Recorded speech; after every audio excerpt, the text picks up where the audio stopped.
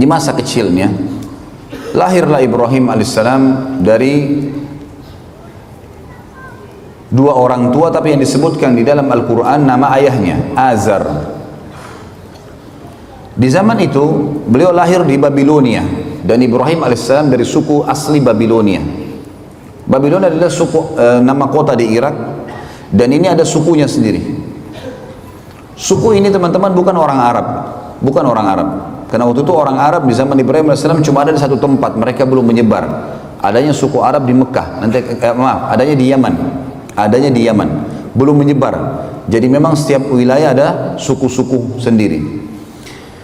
Babilonia ada sukunya, dan Ibrahim alaihissalam pada saat itu lahir di satu malam, satu sore hari menjelang maghrib, menjelang malam. Di hari tepatnya di mana Namrud, raja pada saat itu, mengaku sebagai Tuhan. Ayah Namrud meninggal, kemudian Namrud dinobatkan jadi raja. Tiba-tiba dia mengeluarkan sebuah informasi kalau dia adalah Tuhan. Dan siapapun yang mengakui itu boleh mendapatkan apa saja yang dia minta. Apa saja yang dia minta. Minta harta, minta emas, minta tanah, minta apa saja dikasih. Maka orang berbondong-bondong banyak yang menyetujui masalah itu, ya. Apalagi pada saat itu di Babilonia tidak ada seorang rasul, tidak ada nabi gitu. Pada saat lahirnya Ibrahim alaihissalam ini, Namrud pada malam harinya mimpi. Dia mimpi melihat kerajaannya hancur, terbakar sana sini. Lalu dia bangunkan semua penasehat-penasehatnya. Malam itu juga waktu dia ngaku sebagai Tuhan tuh. Apa takwil mimpi ini? Kok bisa saya mimpi seperti ini? Mereka semua mengatakan kami nggak tahu. Sampai ada satu orang yang akhirnya mengatakan, wahai Namrud, kemungkinan malam ini di Babilonia ada anak yang lahir laki-laki yang akan menghancurkan kerajaan Anda. Namrud lalu mengeluarkan sebuah instruksi yang aneh. Dia mengatakan kalau begitu semua anak laki-laki yang lahir di negeri ini malam ini bunuh. Azar, salah satu penasihat Namrud, ahli membuat patung, datang di istana Namrud. Kemudian dia tahu informasi atau instruksi Namrud ini, dan dia tahu istrinya baru melahirkan malam itu, sore itu Ibrahim alaihissalam. Maka datanglah Azar ke rumahnya mengatakan kepada istrinya, bawalah Ibrahim ini ke hutan supaya Namrud tidak membunuhnya. Ringkas cerita, dibawalah Ibrahim alaihissalam ke sana. Kemudian setelah dibawa teman-teman sekalian ke hutan, berjalan waktu itu umur Namrud sekitar 30 tahun. Terus saja Namrud mengumandangkan tentang masalah dia Tuhan dan terus saja gitu kan. Sampai umur dia 40 tahun. Sampai umur dia 70 tahun. Dan pada saat itu Ibrahim alaihissalam berumur 40 tahun, dinobatkan jadi nabi. Pergilah Ibrahim alaihissalam waktu diutus, hari pertama diutus oleh Allah sang pencipta menjadi nabi. Dengan cara umum tentunya, setiap nabi-nabi biasanya didatangi oleh Jibril alaihissalam. Kemudian mengatakan kalau kau adalah utusan Allah, lalu diberikanlah firman-firman Allah kepadanya. Ibrahim alaihissalam pada saat itu, saudaraku seiman, datang ke tempat ibadahnya masyarakat Babilonia. Ada sebuah kuil besar dibuat. Kemudian Ibrahim alaihissalam berkata kepada orang-orang di sekitarnya pada saat dia masuk ke tempat ibadah itu, yang mereka lagi kebetulan duduk di situ. Kemudian mereka melihat, ya, atau memberikan sesajen, memberikan segala macam. Ibrahim alaihissalam ada riwayatnya yang mengatakan sebelum tiba di tempat ibadah itu ada banyak patung-patung di pinggir jalan. Kemudian dia berkata kepada patung-patung di pinggir jalan itu, kenapa kamu dianggap sebagai Tuhan? Gitu kan? Lalu tidak ada sautan. Kemudian Ibrahim alaihissalam mengambil batu dan melempar wajahnya patung itu.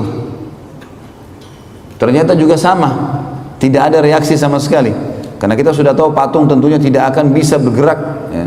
Tidak akan bisa bergerak. Jadi jelas sekali dilempar sama batu tidak, didatangi oleh Ibrahim alaihissalam, dipukul di sekitarnya tidak juga bergerak, ya.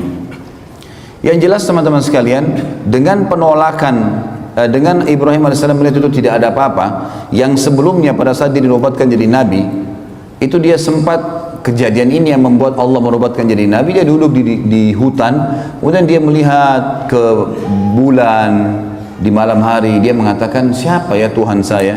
kayaknya ini Tuhan saya nih, gitu. Lalu kemudian ditunggu sama dia sampai pagi. Dia sempat menunggu ada suara kah, ada obrolan, tidak ada. Besok pagi terbit matahari, matahari lebih besar. Lalu dia mengatakan ini kayaknya Tuhan saya, ini lebih besar, gitu. Kemudian juga ditunggu sama dia sampai terbenam matahari, mataharinya hilang. Kemudian dia mengatakan, kalau begitu ini semua bukan Tuhan, dan saya mengatakan saya menyerahkan diri kepada Tuhan yang Maha Esa dan Maha Tinggi, agar ya memberikan kepada saya petunjuk. Maka akhirnya Allah Subhanahu wa taala menjadikan dia atau diberikan dia kenabian. Baik, ringkas cerita teman-teman sekalian, datanglah Ibrahim alaihissalam kemudian bertemu dengan tempat ibadah yang dibuat oleh Namrud. Dan sampai sekarang tentu kalau teman-teman ketik di Google tentang masalah peninggalan Namrud di Babilonia, akan ada gambar-gambar, banyak sekali gambar-gambar peninggalan istananya, puing-puingnya, tempat pembakaran Ibrahim alaihissalam, banyaklah. Ya. Ibrahim alaihissalam mendakwai yang paling pertama ayahnya. Begitu datang, dia bertemu dengan ayahnya, didakwahi ayahnya, didakwahi kaumnya. Allah menyebutkan dalam masalah itu dalam Al-Quran, surah Al-Anbiya, surah nomor 21 ayat 52 sampai 73. Surah Al-Anbiya, surah nomor 21 ayat 52 sampai 73. A'udzu billahi minasyaitonir rajim. Idz qala li abihi wa qaumihi ma hadhihi at-tamathil allati antum laha 'akifun.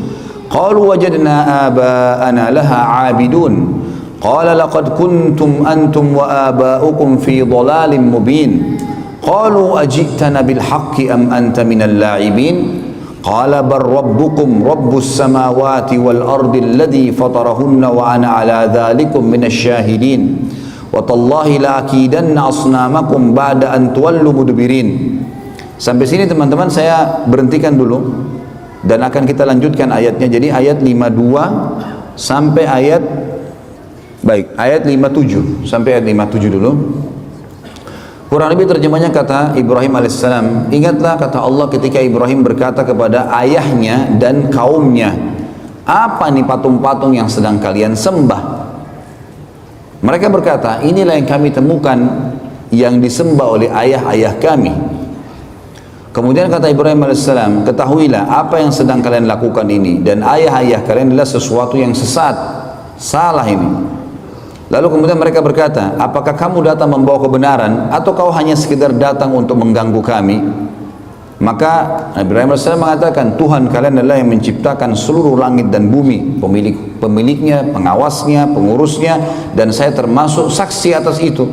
Saya akan memberikan kalian bukti-bukti, dan kalau kalian tidak mau percaya, maka saya akan menghancurkan dan melakukan tipu daya terhadap Tuhan-Tuhan kalian ini. Ceritanya adalah Ibrahim alaihissalam masuk menemui ayahnya bersama dengan kaumnya lagi masuk ke dalam sebuah ma'bad, sebuah tempat ibadah yang dibuat mirip dengan piramida Mesir Fir'aun, tapi piramida agak mengerucut kotak ya, seperti kotak lah batu-batu itu. Kalau ini enggak manjang kayak bangunan manjang ke belakang, sampai sekarang masih ada tentu. Tangganya banyak ke atas. Di atas itu ada sebuah ruangan itu ditaruh patung-patung yang banyak sekali gitu. Di antaranya patung Namrud. Dan mereka selalu tiap hari datang berikan sesajen, mohon-mohon, diberikanlah nama nih, dewa api, dewa matahari, dewa bulan, dewa apalah, segala macam dewa-dewa nama mereka. Kemudian pada saat itu yang selalu membawa sesajen hanya orang penjaga kuil, tidak boleh yang lain. Kalau orang lain maka akan kualat. Ibrahim alaihissalam datang pada hari di mana beliau dinobatkan jadi nabi dan temukan ada ayahnya di situ bersama kaumnya sedang menyembah. Ibrahim alaihissalam langsung naik, kemudian mendekati patung yang memang pada saat itu dikasih tinggi, ditinggikan tempatnya, naik tangga, naik ke atas. Tidak ada yang berani naik ke atas sana, kecuali penjaga kuil saja. Karena keyakinan mereka kalau didekatin patung-patung ini maka akan kualat, akan putus kakinya, akan putus tangannya, akan stroke badannya, akan segala macam hal. Akhirnya Ibrahim alaihissalam datang kemudian mengajak ngobrol patung itu, mengatakan, hai yang dianggap Tuhan oleh masyarakat Babilonia, apa kau tidak marah? Pada saat Ibrahim AS mengambil sesuatu sesajen di situ, maka tidak ada sautan. Saya mengambil sesajenmu. Orang semua lagi lihat. Lalu Ibrahim AS mengucapkan 2 kali sampai 3 kali, tidak ada jawaban. Lalu diambil sedikit di situ potongan makanan, lalu dilempar ke wajahnya patung itu. Jatuhlah ya buah atau makanan tersebut, kemudian Tidak ada sautan, karena kita tahu patung tidak akan bicara. Kata Ibrahim AS, hai yang dianggap Tuhan oleh masyarakat Babilonia, apa kau tidak bisa melawan saya? Kau tidak marah karena saya lempar kamu dengan sesajenmu sendiri? Nggak ada sautan. 2 kali nggak ada sautan, 3 kali nggak ada sautan. Mungkin biar jutaan kali tidak akan ada sautan tentunya. Nah. Pindah ke patung kedua dilakukan hal yang sama. Patung ketiga, semua patung itu dihina oleh Ibrahim AS.